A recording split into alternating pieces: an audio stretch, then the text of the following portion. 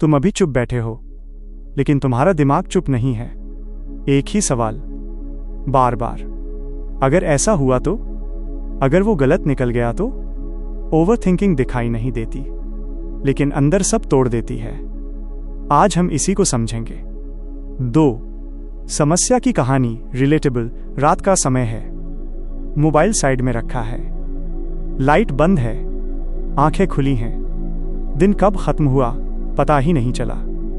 दिमाग में बातें चल रही हैं, पुरानी गलती, भविष्य का डर, एक छोटा सा डिसीजन, लेकिन दिमाग उसे पहाड़ बना देता है। आप करवट बदलते हो, फिर भी नींद नहीं आती। हार्ट थोड़ा तेज लगता है, सांस शैलो हो जाती है। आप खुद से कहते हो सो जाओ, लेकिन दिमाग नहीं मानता।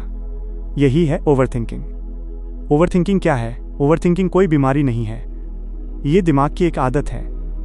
जब दिमाग एक ही थॉट को बार बार चलाता है, बिना सॉल्यूशन के, बिना ब्रेक के, दिमाग खतरा ढूंढता है, भले ही खतरा असली ना हो। एंग्जाइटी कैसे जुड़ती है? ओवरथिंकिंग अकेली नहीं आती, वो एंग्जाइटी को साथ लाती है। एंग्जाइटी मतलब भविष्य का डर, जो अभी हुआ भी नहीं, लेकिन दिमाग मान चुका है। बॉडी रिएक्ट करती है, हार्ट बीट तेज, पसीना, बेचैनी। ये वीकनेस नहीं है, ये बायोलॉजी है। 3. वैज्ञानिक एक्सप्लेनेशन। इजी हिंदी, अब साइंस समझते हैं। हमारे दिमाग में एक हिस्सा होता है, नाम है अमिगडाला। अमिगडाला डेंजर डिटेक्टर है। जब इसे खतरा लगता है, ये अलार्म बजा देता है, चाहे खतरा असली हो या सिर्फ इमेजिनेशन। ओवरथिंकिंग में अमिगडाला कंफ्यूज हो जाता है, वो हर थॉट को खतरा मान लेता है। दूसरा हिस्सा, दिमाग का फ्रंट हिस्सा, प्रीफ्रंटल कॉर्टेक्स। ये लॉजिक संभालता है, डिसीजन लेता है, लेकिन स्ट्रेस में ये हिस्सा स्लो हो जाता है और अमिगडाला कंट्रोल ले लेता है। इसीलिए सोच और डर रुकते नहीं। साइंटिफिक फैक्ट, हार्वर्ड और स्टैनफोर्ड की स्टडीज कहती हैं, लगातार ओवरथिंकिंग स्ट्रेस हार्मोन्स बढ़ाता है, जैसे कॉर्टिजोल। ज्यादा कॉर्टिजोल नींद खराब करता है, फोकस घटाता है, मेमोरी कमजोर करता है। ये फैक्ट है, ड्रामा नहीं। Overthinking loop. एक थॉट आता है, दिमाग उसे एनालाइज करता है, एनालिसिस से डर बढ़ता है, डर से नया थॉट आता है, फिर वही लूप। दिमाग खुद का एनिमी बन जाता है। 4. साइंटिस्ट की रियल स्टोरी। अब एक रियल कहानी। Albert Einstein. दुनिया उन्हें जीनियस कहती है, लेकिन एक बात कम लोग जानते हैं। आइंस्टाइन खुद कहते थे, उनका दिमाग कभी बंद नहीं होता था। आइंस्टाइन और ओवरथिंकिंग। आइंस्टाइन बचपन से ही डीप थिंकर थे। वो सिंपल सवाल पर घंटों सोचते थे। टाइम क्या है? लाइट कैसे चलती है? कभी कभी ये सोच उन्हें परेशान करती थी, लेकिन उन्होंने एक अलग रास्ता चुना। आइंस्टाइन का तरीका। आइंस्टाइन हर थॉट पर रिएक्ट नहीं करते थे।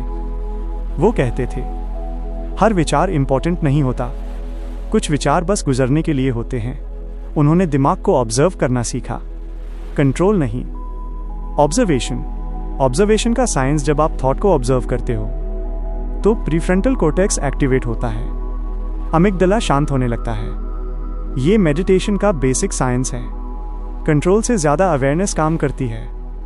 माइंड कंट्रोल का सच। माइंड कंट्रोल का मतलब थॉट रोकना नहीं है, थॉट को देख पाना है, बिना जजमेंट।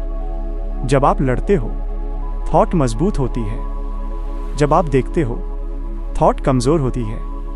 ये न्यूरो साइंस है, प्रैक्टिकल साइंस बेस्ड शिफ्ट। एक सिंपल तरीका, थॉट आए, नाम दो। ये फियर थॉट है, ये प्लानिंग थॉट है, बस लेबल करो। रिसर्च बताती है, लेबलिंग से इमोशन इंटेंसिटी कम होती है। ओवरथिंकिंग क्यों इंटेलिजेंट लोगों में ज्यादा होती है, ये भी साइंस है। हाई इमेजिनेशन वाले लोग ज्यादा सिनेरियोज बनाते हैं। क्रिएटिव ब्रेन रिस्क भी ज्यादा देखता है। इसलिए ओवरथिंकिंग स्टुपिडिटी नहीं है, ये ओवर एक्टिव इंटेलिजेंस है, बस डायरेक्शन गलत है। ब्रेन को रीट्रेन कैसे करें? दिमाग मसल जैसा है, जो बार बार कराओगे वही सीखेगा। अगर रोज डर सोचोगे, दिमाग डर में एक्सपर्ट बनेगा। अगर अवेयरनेस बढ़ाओगे, दिमाग शांत होना सीखेगा। स्लो प्रोसेस है, लेकिन रियल है। 5 पावरफुल एंडिंग रियलाइजेशन। एक बात याद रखो, तुम्हारा दिमाग तुम नहीं हो। थॉट्स आते हैं, जाते हैं, तुम ऑब्जर्वर हो। ओवरथिंकिंग तुम्हें डिफाइन नहीं करती। एंजाइटी तुम्हारी पहचान नहीं है। ये सिर्फ सिग्नल्स हैं, और सिग्नल बदले जा सकते हैं। शांत दिमाग जादू से नहीं आता, समझ से आता है। और आज तुमने समझना शुरू